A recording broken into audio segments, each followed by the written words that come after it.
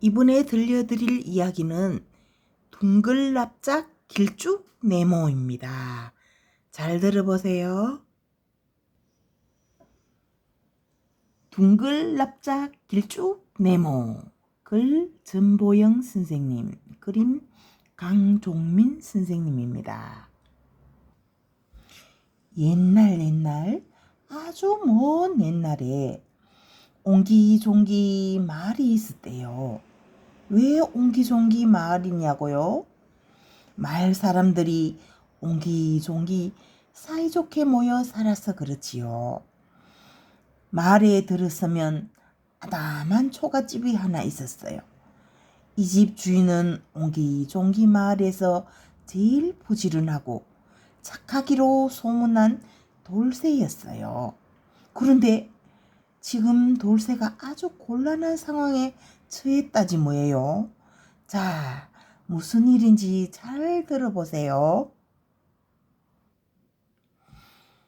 어제 저녁 무렵이었어요. 돌쇠가 따끈한 저녁밥을 한술 뜨려고 하는데, 여보시오, 주인장 계시오.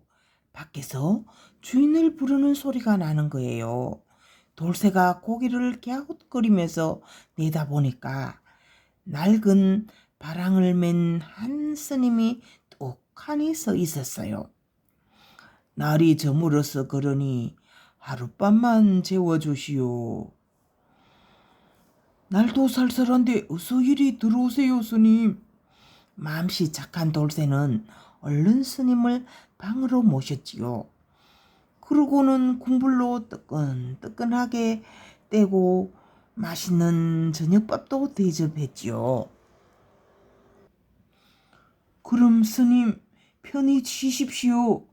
돌쇠가 잠자리를 봐주고 나가려는 하는데 스님이 돌쇠를 불러 세우는 거예요. 주인장, 이 바랑 좀 맡아주시겠소? 스님은 갖고 있던 낡은 바랑을 휙 건네주었어요. 돌쇠는 공손히 바랑을 받아서 자기 방으로 돌아왔지요. 그러고는 바랑을 윗목에다 잘 두었지요. 가물거리던 호롱불도 꺼지고 돌쇠는 금세 드르릉 드르릉 코를 골며 잠이 들었어요.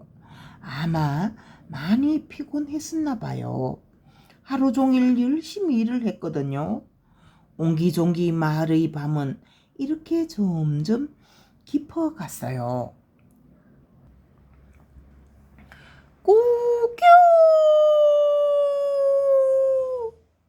옹기종기 마을에 아침이 왔어요. 집집마다 굴뚝에서 아침밥을 짓는 연기가 모락모락 피어올랐지요. 돌쇠도 일찍 일어나 정성껏 아침밥을 준비했어요. 조물조물 나물들 붙이고 보글보글 국도 끓이고 돌쇠네 조그만 부엌에 고소한 냄새가 가득했지요. 아, 잘 먹었다. 스님은 그득한 아침밥에 구수한 숭늉까지 한 사발 배불리 먹고는 길 떠날 채비를 했지요. 돌쇠는 어젯밤 윗목에 두었던 바랑을 가지고 나와 스님에게 주었어요. 스님, 그럼 조심해 가십시오. 바랑을 받은 스님은 바랑 안에 손을 쏙 집어넣어 보더니 얼굴을 잔뜩 찌푸리는 거예요. 주인장, 이 바랑 안에 있던 물건을 어떻게 했소? 예? 바랑 안에 있던 물건이라니? 돌쇠는 무슨 말인지 몰라 눈만 멀뚱거렸지요. 이 안에는 금덩이와 은덩이가 있었단 말이오. 시집이 떼지 말고 서 내놓으시오. 이런, 스님이 돌쇠를 도둑으로 몰고 있잖아요. 돌쇠는 기가 막혔어요. 금덩이와 은덩이라니요. 저는 모릅니다. 그러자 스님이 버럭 화를 냈어요. 이런 거짓말쟁이를 봤나? 아주 몹쓸 사람이로구만. 잔말 말고 썩 내놓으시오. 한참을 옥신각신하던 스님과 돌쇠는 결국 사또를 찾아갔어요. 마을 사람들은 무슨 일인가 싶어 웅성웅성 관하로 모여들었지요. 옹기종기 마을에서는 좀처럼 다투는 일이 없었거든요.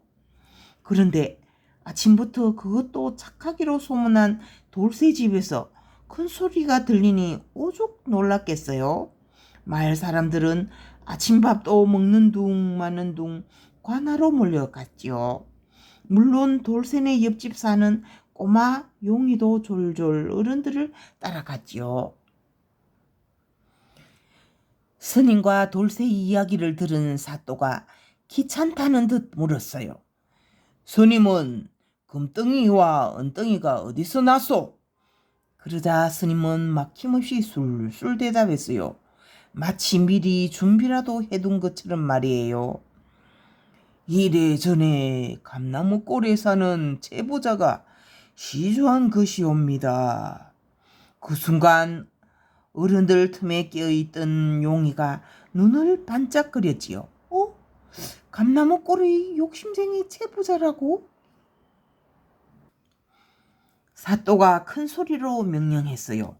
여봐라! 지금 당장 감나무 꼴의 채부자를 데려오너라. 관하로 불려온 채부자는 스님과 슬쩍 눈짓을 주고받았지요. 사또가 채부자에게 물었어요. 이 스님에게 금덩이와 은덩이를 시주한 적이 있어? 네, 사또.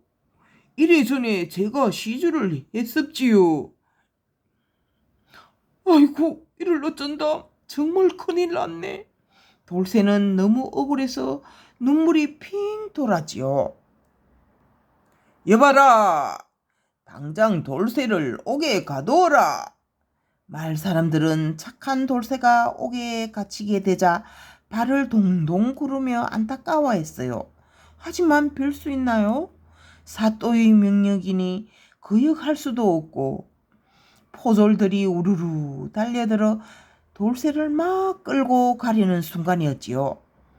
사또나리, 제가 이 일을 다시 재판하게 해주세요. 용이가 손을 번쩍 들더니 소리를 친 거예요. 호호, 요 녀석 좀 보게. 여기가 어디라고 감히 나서는 게냐. 그래, 어디 혼 좀 나봐라. 사또는 당돌한 용이가 괘씸했지요. 좋다. 하지만 제대로 해결하지 못하면 큰 벌을 받게 될 거야. 마을 사람들은 가슴이 조마조마했어요. 용이가 영리한 것은 알고 있었지만 일이 잘못될 수도 있으니까 말이에요. 하지만 용이는 자신 있다는 듯 빙그레 웃었어요. 용이는 곧장 큰 소리로 포졸에게 명령했어요. 스님과 채부자를 각각 다른 방에 가두십시오. 그러자 스님이 벌쩍벌쩍 뛰면서 소리쳤지요. 아니, 어린 것이 뭘 한다고 나서는 게야. 방에 가두라니. 채부자도 당황하기는 마찬가지였어요. 사또, 딸이께서 제게 맡기신 일입니다. 어서 가두십시오.